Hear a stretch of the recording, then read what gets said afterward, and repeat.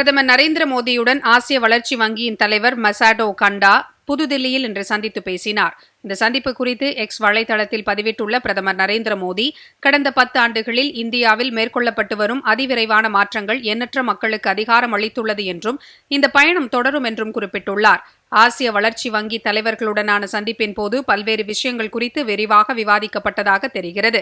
இந்தியாவில் நகராட்சி உள்கட்டமைப்பு திட்டங்களில் ஆசிய வளர்ச்சி வங்கி அடுத்த 5 ஆண்டுகளில் $10 பில்லியன் அளவுக்கு முதலீடு செய்ய இருப்பதாகவும், இதன் மூலம் மெட்ரோ ரயில் சேவைகள், அதிவிரைவு எக்ஸ்பிரஸ் ஆலைகள், நகரங்களை நவீனமயமாக்கல் போன்ற பணிகள் மேற்கொள்ளப்படும் என்றும் மசாடோ கண்டா தெரிவித்துள்ளார். பிரதமர் நரேந்திர மோடியுடனான சந்திப்பு குறித்து சமூக வலைதளத்தில் பதிவிட்டுள்ள கண்டா, 2047ஆம் ஆண்டுக்குள் வளர்ச்சியடைந்த பாரதம் என்ற முழக்கம் மிகவும் வலிமையானது என்றும், அதற்கு ஆசிய வளர்ச்சி வங்கி முழு ஒத்துழைப்பை அளிக்கும் என்றும் தெரிவித்துள்ளார். வெள்ளத்தால் கடுமையாக பாதிக்கப்பட்டுள்ள அசாம், மணிப்பூர், சிக்கிம் மற்றும் அருணாச்சல பிரதேசம் ஆகிய மாநிலங்களுக்கு தேவையான அனைத்து உதவிகளும் வழங்கப்படும் என மத்திய உள்துறை அமைச்சர் அமித் ஷா தெரிவித்துள்ளார். நாட்டின் வடகிழக்கு மாநிலங்களில் தொடர்ந்து பலத்த மழை பெய்து வருவதால் வெள்ளப்பெருக்கு ஏற்பட்டுள்ளது.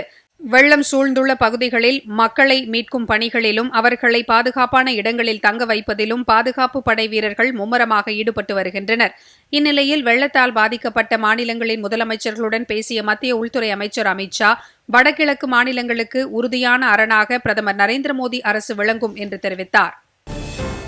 கொல்கத்தாவில் மத்திய தடய அறிவியல் ஆய்வகத்தின் புதிய கட்டிடத்தை அமைச்சர் அமித் ஷா திறந்து வைத்தார். நிகழ்ச்சியில் பேசிய அவர், தடய அறிவியல் துறையின் முக்கியத்துவத்தை கருத்தில் கொண்டு அதற்கு தேவையான உள்கட்டமைப்பு விரிவாக்கங்களை மத்திய அரசு மேற்கொண்டு வருவதாக தெரிவித்தார். குற்ற வழக்குகளில் நியாயமான, துல்லியமான நீதி கிடைக்கச் செய்வதில் தடய அறிவியல் சான்றுகள் முக்கிய பங்காற்றி வருவதால் இத்துறையை நாடு முழுவதும் வலுப்படுத்த முன்னுரிமை அளிக்கப்பட்டு வருவதாகவும் அவர் தெரிவித்தார். உத்தரப்பிரதேச மாநிலம் மீரட் நகரில் விவசாயிகளுடன் மத்திய வேளாண் துறை அமைச்சர் சிவராஜ் சிங் சௌஹான் இன்று நேரில் கலந்துரையாடினார்.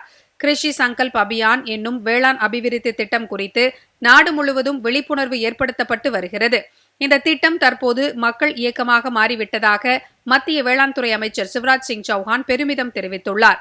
இந்நிலையில் உத்தரப்பிரதேச மாநிலம் மீரட் நகரில் விவசாயிகளை நேரில் சந்தித்து அவர்களுடன் கலந்துரையாடிய சிவராஜ் சிங் சௌஹான், நாடு முழுவதிலும் உள்ள விவசாயிகளின் முன்னேற்றமே தமது லட்சியம் என்றும், அவர்களது வேளாண் பொருட்களுக்கு நல்ல விலை கிடைத்து விவசாயிகளின் வாழ்வாதாரம் உயர வேண்டும் என்றும் வலியுறுத்தினார்.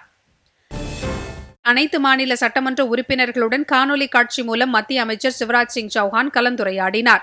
இந்த விவாதத்தின் போது விவசாயிகளின் கோரிக்கைகள் குறித்தும் அவர்கள் தேவை குறித்தும் ஆலோசிக்கப்பட்டது. அரசின் நலத்திட்டங்கள், வேளாண் புதிய கண்டுபிடிப்புகள் உள்ளிட்ட அனைத்து தகவல்களையும் விவசாயிகளுக்கு கொண்டு சேர்க்கும் வளர்ச்சியடைந்த வேளாண் அபிவிருத்தி திட்டம் மத்திய அரசின் திட்டம் என்ற நிலை மாறி தற்போது மக்கள் இயக்கமாக மாறியிருப்பது மகிழ்ச்சி அளிப்பதாக அமைச்சர் சிவராஜ் சிங் சௌஹான் கூறினார்.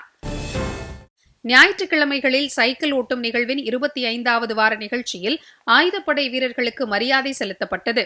உடல் திறன் இந்தியா இயக்கத்தின் கீழ் ஒவ்வொரு ஞாயிற்றுக்கிழமையும் சைக்கிள் ஓட்டும் நிகழ்வு நடத்தப்படுகிறது. நாடு முழுவதும் நடத்தப்படும் இந்த நிகழ்வின் 25வது வாரமான இன்று புதுதில்லியில் நடைபெற்ற நிகழ்ச்சிக்கு மத்திய விளையாட்டுத்துறை அமைச்சர் மன்சுக் மாண்டவியா தலைமை வகித்தார். தில்லி மேஜர் தியான்சந்த் தேசிய மைதானத்தில் நடைபெற்ற இந்த சைக்கிள் ஓட்டத்தில் 1500க்கும் மேற்பட்டோர் பங்கேற்றனர். ஒலிம்பிக்கில் பதக்கம் வென்ற யோகேஸ்வர் தத், கிரிக்கெட் வீரர் சபா கரீம், மல்யுத்த வீரர் சரிதா மோர், பாலிவுட் நடிகை ஷர்வாரி உள்ளிட்டோர் இதில் பங்கேற்றனர். 25வது வார நிகழ்வு ஆயுதப்படைகளுக்கு மரியாதை செலுத்தும் வகையிலும், ஆபரேஷன் சிந்தூர் நடவடிக்கையின் வெற்றியை எடுத்துரைக்கும் வகையிலும் அமைந்திருந்தது.